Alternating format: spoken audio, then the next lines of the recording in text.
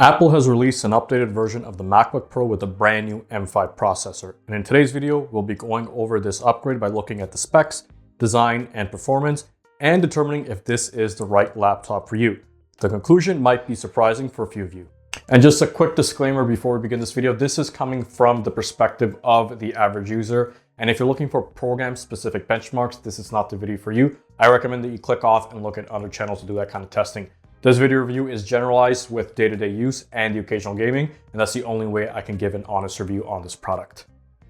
Okay, starting with the design of the MacBook Pro M5, and it is completely unchanged from the M4. You still get the same unibody display, you get the same colors that were available previously, the same screen size is 14.2 inches, but I will make a caveat of that it's only available, the M5 chip, in the 14-inch version. If you're looking for the larger MacBook Pro in the 16-inch, you're still limited to the M4 Pro or the M4 Max chip. And I want to put an asterisk on limited because those two chips are technically much faster than the M5. Now, in terms of physical dimensions, this comes in at a thickness of 0.61 inches, which is much thicker than the MacBook Air.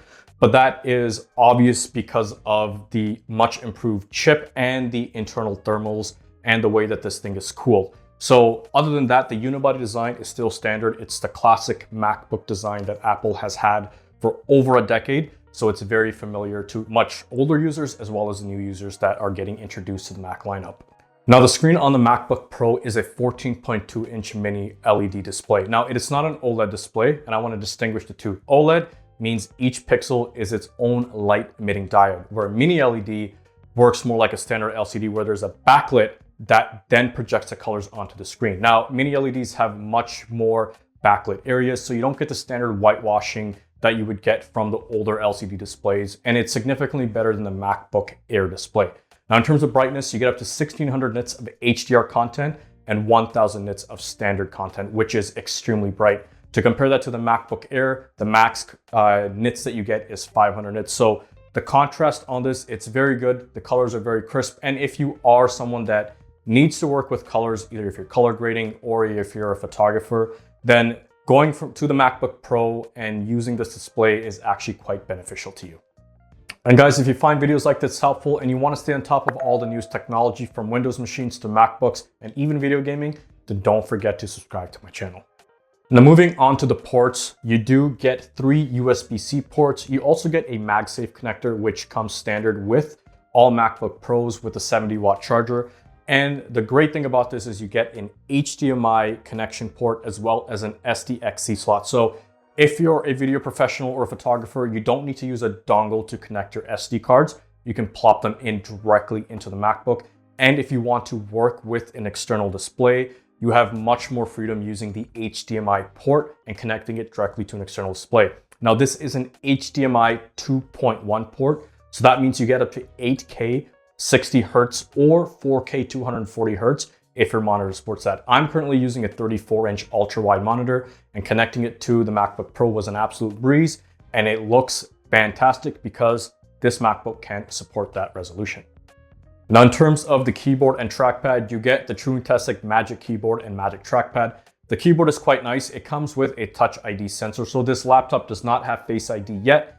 Hoping Macs do come with that in the future. And it comes with the standard Mac keyboard configuration with scissor switches. So the familiarity with typing on this, it's going to be exactly how you've used keyboards in the past on MacBooks. It's very, very pleasant using this keyboard. And the trackpad is just as easy with the gestures and its glass touchpad. It feels premium, but the sensitivity is there and the feel is there. So there's very few times that I've ever been frustrated using either the keyboard and the touchpad on it. Now, the MacBook Pro comes with a 12 megapixel webcam sensor and a 3 microphone array for its mic. Now, here is a demonstration of how the webcam looks and how it sounds. I will say that this video was filmed in a low light situation, so I'll let you be the judge of how it looks and how it sounds. Okay, so this is the webcam test and the microphone test. And in this room, there's quite a lot of reverb and echo, and you're probably going to be able to hear that in this demonstration. And I gotta say, personally, I think my MacBook Air M1 has a better microphone than the MacBook Pro M5, but that's just the way I'm hearing things, and maybe you'll judge it differently. Now let's go into the specs of the MacBook Pro, and the model that I have is the absolute base model 14-inch. So this comes with the 10-core GPU and CPU M5 chip, the 16 gigabytes of unified memory, and 512 gigabytes of storage. Now I want to say unified memory because the M5 chip uses both the memory for its graphical and computing performance, so that 16 gigabytes is shared. Now you can expand this up to 32 gigabytes, and you can expand the SSD up to 4 terabytes, but it gets very, very expensive once you start adding those upgrades up. An alternative to upgrading the storage is internally, and it's buying an external SSD. And here I have the Oracle P10 Plus 1 terabyte SSD that serves as an external storage for both your Mac and Windows machines. The design is straightforward, and it has a USB-C connection to directly port into the MacBook. The great thing about the P10 Plus is that the rear of the drive is magnetic, and with the enclosed ring closure, you can stick it on the back of your laptop screen and the SSD firmly attaches to it, so you don't have to worry about dangling it around when you use it. And of course, you can pop it off when you're done. External SSDs are always a great and economic alternative to upgrading internal storage, and the Oracle P10 Plus might be the drive for you. Check the description for the product link. Now, I decided to go with the silver color, and the reason being is years ago, I tested the MacBook Air M2 in black, and let me tell you, the black is an absolute fingerprint magnet. So if you have any sort of OCD or things like that bother you, you'll spend more time actually cleaning the body of your laptop than using it. I recommend that you go with the lightest color, which is silver. And the other benefit to that is that it is the classic MacBook color. It really is a throwback to the original MacBooks, and it just gives off the classic unibody aluminum shell that Macs are known for. All right, now let's talk about the big upgrade, the M5 chip. So what is the M5 chip? So it's still based on the 3 nanometer architecture that was the M4, but you get a lot more bandwidth. The M4 had 120 gigabytes a second bandwidth. The M5 is now up to 153 gigabytes a second. So that is a staggering performance on both SSD performance and just general day-to-day single core and multi-core computing. Now that increased bandwidth is great for a number of reasons. Number one, your applications will run much faster, and gaming on the MacBook Pro has never been better. With developers slowly prioritizing developing games for Macs, even older games that you've now been ported onto the Mac ecosystem run and play really well with this M5 chip. So if you're intending on buying this laptop for gaming purposes, it's actually quite a good time to purchase a MacBook to game. I never thought I'd say that 10 years ago, but that is the case today.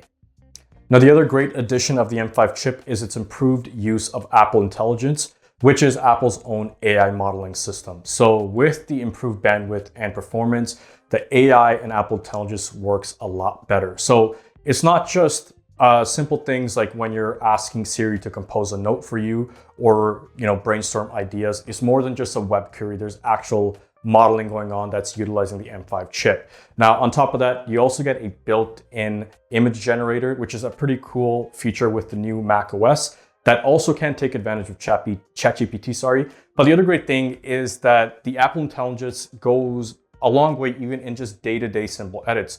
For example, I was in Ronda, Spain, and I took this beautiful picture, and unfortunately 2 people ended up being the picture. All I had to do was open up this picture in the image gallery. I hover over those 2 people with Apple Intelligence analyzing the picture, and I was able to remove them, and it looks like they were never there without distorting the image. And that comes in because of the power of the M5 chip. Now, in previous generations, that would have been almost impossible, or you'd have to use cloud-based computing, or it just wouldn't look good at all. But nowadays, because of how advanced Apple Intelligence has come and how advanced Apple's architecture is, putting those 2 things together is almost like a perfect marriage. Now, in terms of benchmarking, I want to start off with gaming benchmarks. Now, I loaded up Cyberpunk in Steam at 1900 by 1200 resolution. So that's a 16 by 10 with everything set to high. Running the benchmark, I got in the low 40s frame rate. And if you were to modify these settings to medium, you'll get a solid 60 FPS performance. And running that game on a MacBook is honestly phenomenal and playable. So for those of you unaware, you can use third-party controllers like a PS5 controller or Xbox controller and use those to game on your MacBook so you don't have to use a keyboard and mouse. And even running an older game like Hitman, I was able to get well over 120 FPS average on the gameplay and benchmarking. So this is a very, very capable machine when it comes to gaming. And I don't doubt that AAA titles, even released in the future, will be able to run and play just fine on the M5. Now, in terms of SSD benchmarking, I got well over 6,000 megabytes a second in read and write on the SSD. And that has to do with the improved bandwidth of the M5 chip as well. Now on the screen, I will be posting the GeekBench single core and multi-core performances, as well as the GeekBench scores. Now, I'm not a big fan of synthetic benchmarks, but the great thing about these benchmarking tools is that it establishes a baseline so you can compare it relative to other laptops.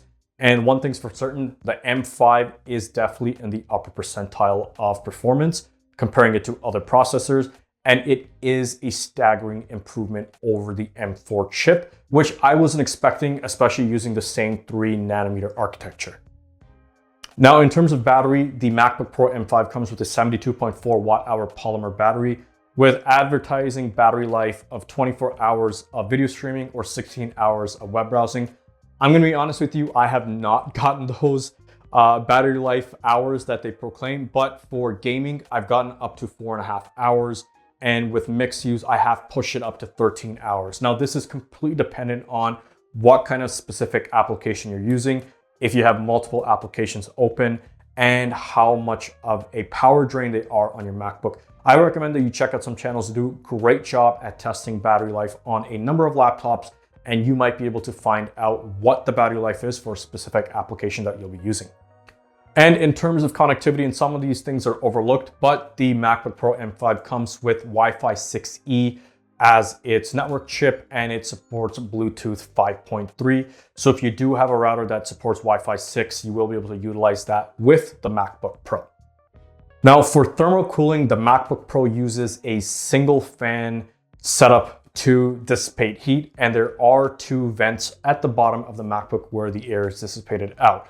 Now, the one thing I've noticed when I have used high performance or high demanding applications is the fan can get quite loud. However, using a completely unscientific test in an infrared thermometer, I was able to test what the external temperatures of the MacBook were. And at the bottom, they peaked at 27 degrees. So if you are putting it on your lap and using it as a laptop, 27 degrees is warm, but it's not hot, and you'll be able to sustain that through an entire work period without any issues whatsoever. But I would have liked to have a multi-fan setup just so the fans could run at lower RPMs and they wouldn't get loud. Now, I've spent the length of this video going over the specs and the performance of the MacBook Pro and laying out the pros of the MacBook Pro, but I have to also address some of the issues and cons. And number one, I will have to say that Wi-Fi 7 is released, but it is not found on the MacBook Pro, unfortunately. So if you wanted to take advantage of the highest Wi-Fi settings, you simply cannot do that with this brand new MacBook Pro. Now, the second issue goes back to the thermals of the MacBook Pro, specifically the cooling. Now, this only happened to me a handful of times, but under peak loads when I was gaming, I did notice a staggering drop in performance, and that's because the M5 chip was being throttled by the cooling system. It got to a point where it was getting too hot, and in order to keep the system stable, you have to throttle the processor and limit the amount of resources that are going in order to keep everything stable. Now, this is a common occurrence, and this happens when the cooling system on any particular machine does not keep up with the demand. And as strong as the M5 chip is, everything still succumbs to basic thermodynamics. You have to keep it cool in order to get the most amount of performance out of it. So if you are planning on using very demanding applications for a prolonged period, you might run into certain situations where you might experience throttling, but it's not something that happens all the time. This is only during certain points where the temperature of the processor has gotten too high of a point and it needs to be throttled in order to come back to a stable temperature. Now, lastly, my issue comes with the value proposition offered by the MacBook Pro. Now, the USD price for the MacBook Pro is $1,700 USD for the base model. However, I have users that are watching from Asia and are watching from South America, and with tariffs and taxes, they may be paying more than $3,000 USD just to get an entry-level MacBook Pro. Not to mention that if you want to upgrade the memory to 32 gigabytes, which is fairly standard in today's day and age, and to a reasonable 1 terabyte, you're going to be paying an additional $500 USD just to get that upgrade. And as someone who is not really using this machine to primarily game or primarily use for high-end applications, I have a dedicated desktop for that, and I have a dedicated PS5 and a Steam Deck where I do most of my gaming. Do I really need to spend 1,700 USD or potentially 3,000 USD for a laptop when I could get a cheaper MacBook Pro M4? Yes, I'm losing that mini LED screen and I'm losing some performance, but I get a much better value out of it. Now, this is a question that I'm posing for each and individual user that is watching this video. Ask yourself, do I need to pay this much for a MacBook Pro, or can I just buy a cheaper laptop from Apple and still do what I need to do? So if you are considering purchasing a MacBook Pro, I would really advise you to consider looking into the MacBook Air first. See if that satisfies most of your requirements. And if it does, go with a cheaper alternative. And I can't believe I'm saying this, but you also should even consider Windows-based laptops too, because a lot of those laptops come with OLED displays at 4K, where this MacBook Pro is still running a mini LED display. Now, personally, I believe that the Mac OS is a far superior OS to Windows 11. Windows 11 is just a cluster bleep of a software, but you do get a lot of value out of a Windows machine, especially out of third-party manufacturers like Asus, Acer, even Lenovo. So really consider what you're willing to pay for what you want out of your laptop before you just shell out the money and just go with the reviews of what people are talking about. Now, this point may just sound like a rant right now, but every single review that I've seen on the MacBook Pro just simply praises its performance, saying this is the second coming of the greatest thing that's ever existed, but no one talks about the value. And my whole channel here is based on spending money and getting the most value out of that product. And I don't want to recommend, I feel bad recommending something that you won't get that out of. So I know this has been a long rant and I might even have to edit this part out and clip it down, but I might just leave it raw because this is truly how I feel. And personally, after using a MacBook Air for years and then going up to the MacBook Pro, as good as it is, I don't see value in purchasing the MacBook Pro and upgrading. I think the MacBook Air for me is the perfect laptop, and I feel content sticking with a cheaper alternative and a cheaper solution. So, like I said, ask yourself that question. Is it worth it?